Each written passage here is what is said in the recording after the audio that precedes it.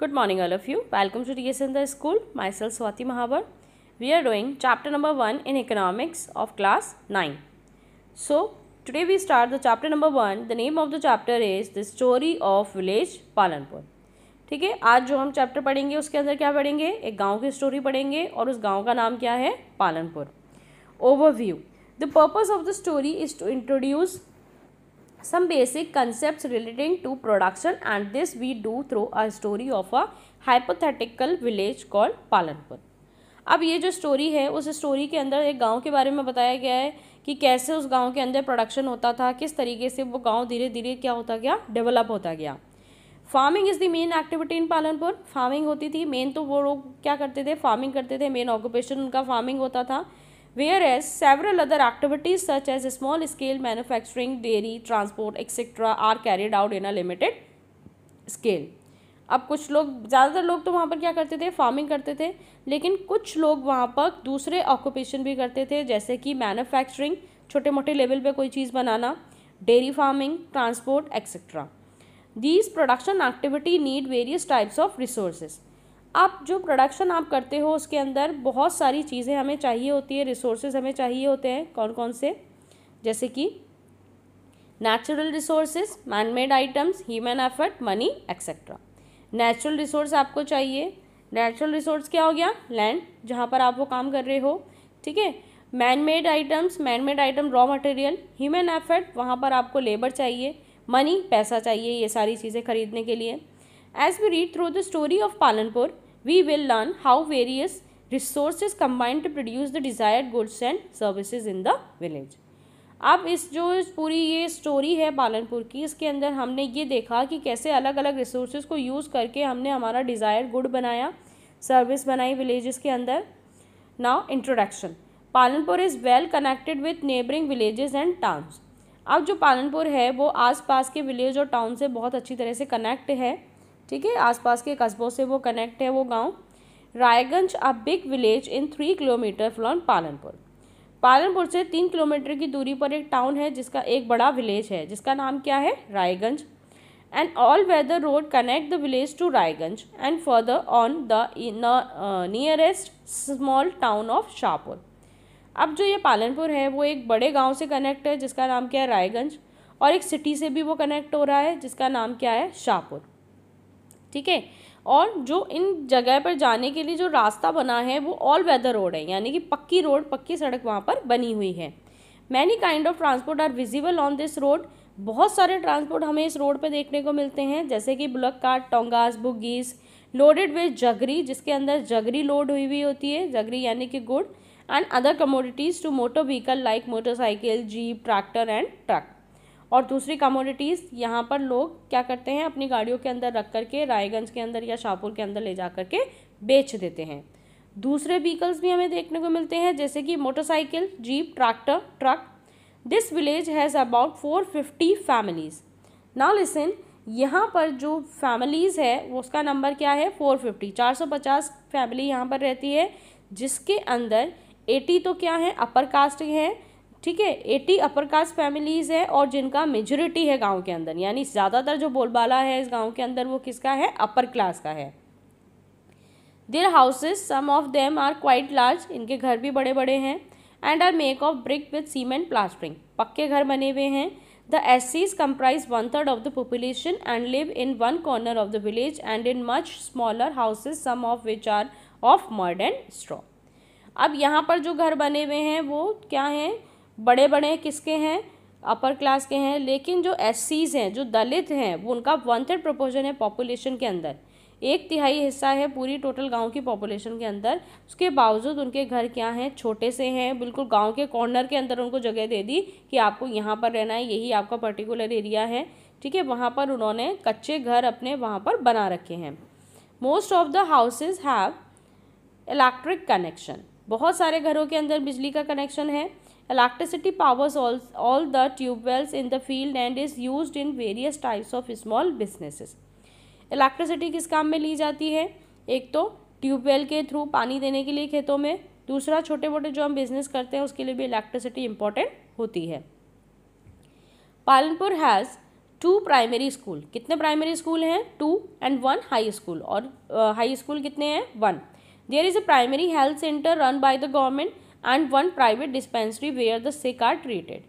ठीक है, primary health centre है यहाँ पे, जो कौन चलाती है? गवर्नमेंट चलाती है, और एक प्राइवेट डिस्पेंसरी भी है जहाँ पे बीमारों का इलाज किया जाता है. The description above shows that Palanpur has fairly well developed system of roads. अब जो पालनपुर है वहाँ पर रोड्स का बहुत ही अच्छा सिस्टम है, ट्रांसपोर्ट सिस्टम बहुत अच्छा है, इलेक्ट्रिसिटी यहाँ पर है, इरिगेशन होता है, स्कूल भी है, हेल्थ सेंटर भी है.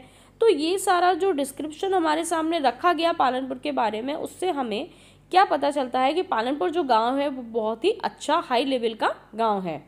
The story of Palanpur an imaginary village will take us through the different type of production activity in the village. बहुत सारी प्रोडक्शन एक्टिविटी विलेज के अंदर की जाती है. In villages across India farming is the main production activity. अब in villages के अंदर क्या होता है? इंडिया के अंदर फार्मिंग मेन ऑक्यूपेशन एक्टिविटी होता है. मेन जो लोगों का जो काम है वो क्या है? फार्मिंग ही है. The other production activities refer to as non farm activity. Farming को छोड़ के जो दूसरे काम किए जाते हैं वो क्या कहलाते हैं? नॉन फार्म एक्टिविटीज़ कहलाती है. Refer to as non farm activities और स्मॉल मैन्युफैक्चरिंग. ठीक है, इसके अंदर क्या क्या चीज़ें आती हैं? स्मॉल मैन्युफैक्चरिंग, ट्रांसपोर्ट, शॉपकीपिंग, दुकान चलाना. We shall take a look at both these types of activity after learning a few general things about production. ठीक है, अब हम किसके बारे में पढ़ेंगे? अब हम पढ़ेंगे production. The topic is organisation of production. किस तरीके से प्रोडक्शन किया जाता है? प्रोडक्शन का मतलब क्या होता है पहले ये बताओ. हाँ, क्या होता है प्रोडक्शन का मतलब? किसी चीज़ को बनाना क्या कहलाता है? प्रोडक्शन कहलाता है. ठीक है, रॉ मटेरियल को यूज़ करके जब हम कोई फिनिश गुड बनाते हैं जो हमारे काम का होता है, जो which is useful for us, वो क्या कहलाता है? प्रोडक्शन कहलाता है. The aim of production is to produce the goods and service that we want. अब प्रोडक्शन का एम का क्या होता है कि जो गुड्स और सर्विसेज हमारे काम की हैं, जो हम यूज़ करते हैं, वो बनाना क्या कहलाता है? प्रोडक्शन कहलाता है. 4 रिक्वायरमेंट होती है प्रोडक्शन की. Number 1, land. आपको जो फैक्ट्री लगानी है, जो आपको अपना प्लांट लगाना है प्रोडक्शन का, वो सबसे पहले आप किसके ऊपर लगाओगे? ज़मीन के ऊपर लगाओगे. ठीक है, तो फर्स्ट जो रिक्वायरमेंट होती है प्रोडक्शन की वो क्या होती है? लैंड होती है एंड अदर नेचुरल रिसोर्सेज जैसे कि water, forest, minerals. Second requirement is labour. दूसरी जो रिक्वायरमेंट होती है वो किसकी होती है? लेबर की होती है. That is people who will do the work. काम करेगा, मशीन चलाने के लिए तो लेबर चाहिए ना भाई.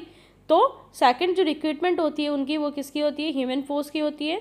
सम production activities require highly educated workers to perform the necessary task. कुछ प्रोडक्शन एक्टिविटीज़ होती है जिसके अंदर हमें क्या चाहिए? हाईली एडुकेटेड वर्कर्स चाहिए. Other activities require workers who can be manual work. कुछ एक्टिविटीज़ ऐसी होती है जिसके अंदर मैनुअल वर्क होता है, यानी कि बिना मशीन्स का, बिना टेक्निक वाला कोई काम होता है. ठीक है, कुछ काम तो ऐसा होता है जो ट्रेंड लोग करते हैं और कुछ काम ऐसा होता है जो अनट्रेंड करते हैं. Each workers is providing the labour necessary for production. और हर वर्कर का काम प्रोडक्शन के लिए क्या होता है? ज़रूरी होता है. तो third requirement is physical capital. जो थर्ड रिक्वायरमेंट है वो क्या है? फिजिकल कैपिटल है. That is the variety of input required at every stage during production. What are items that come under physical capital? Physical capital के अंदर क्या आती है चीज़ें? जो चीज़ें हम देख पाते हैं ना, वो क्या कहलाती है? फिजिकल कैपिटल कहलाती है. जैसे कि tools, machines, buildings. Tools and machines range from very simple tools such as farmers plough to sophisticated machines such as generation, turbines, computer etcetera. ठीक है, टूल्स के अंदर फार्मर का छोटा टूल भी आता है, जैसे प्लो जो होता है, हल जो होता है, और बड़े टूल्स भी आते हैं जैसे turbines, computer, generator, tractors. Tools, machines, buildings can be used in production over many years. कई सालों से टूल्स, मशीन्स और बिल्डिंग्स जो हैं वो क्या की जा रही है? प्रोडक्शन के अंदर काम में ली जा रही है. और इन सबको क्या कहा जाता है? Fixed capital. क्योंकि ये फिक्स कर दी जाती है ना, जैसे मशीन एक जगह पे लग गई फिर उसको हम नहीं निकाल सकते हैं ईजिली. ठीक है, हमारा जब प्रोडक्शन होगा जब तक वो वहाँ पर लगी भी रहेगी, तो वो फिक्स हो गई, इसलिए इसको क्या काम नाम दिया गया? Fixed capital. Raw materials and money in hand.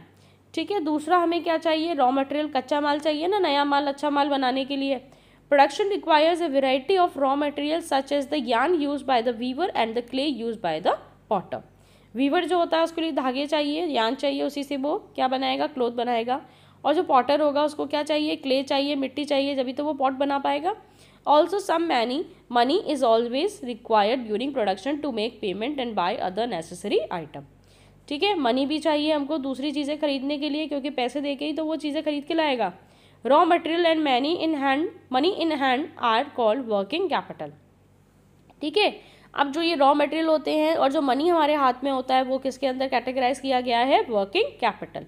Unlike tools, machine and buildings, these are used in the production. ठीक है, टूल्स, मशीन और बिल्डिंग के अलावा ये सारी चीज़ें हमारे काम में ली जाती है। ठीक है, ये सारी चीज़ें क्या आ गई, रॉ मटेरियल और money. Tools, machine, building, money, raw material, ये सारी चीज़ें हमको किसके लिए चाहिए, प्रोडक्शन के लिए चाहिए। समझ में आया आप लोगों को? प्रोडक्शन किसी चीज़ को बनाने में हमें इन सारी चीज़ों की ज़रूरत पड़ती है। ये आपका फर्स्ट पार्ट कंप्लीट हो गया इस चैप्टर का। अब इसके आगे का जो रिमेनिंग चैप्टर है वो हम सेकंड पार्ट से कंटिन्यू करेंगे। Okay, thanks for watching, stay home, stay safe.